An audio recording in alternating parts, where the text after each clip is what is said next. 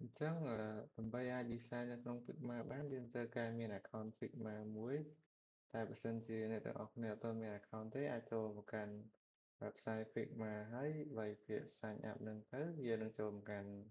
page មួយហ្នឹងបន្ទាប់មកយើងមានជម្រើសពីរទីមួយគឺយើងអាចវាយ email របស់យើងបានហើយ continue with email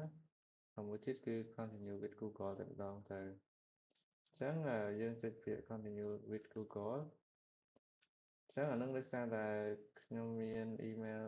ហើយដែលបង្កើត account ហើយស្រាប់អញ្ចឹងនៅពេលដែលខ្ញុំ login វានឹងចូលទៅកាន់ account របស់ខ្ញុំនេះហ្នឹងជា account របស់ខ្ញុំយើងមាន community អីចឹងទៅអញ្ចឹង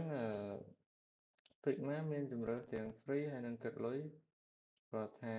បើយើងចាប់ផ្ដើមអញ្ចឹងយើងគួរតែប្រើ free ទៅវាមាន feature មួយចំនួនដែលអាច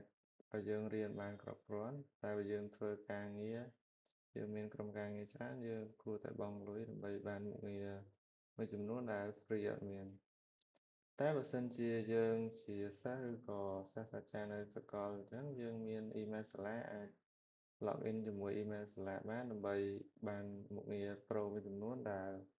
គេឲ្យយើងប្រើដោយ free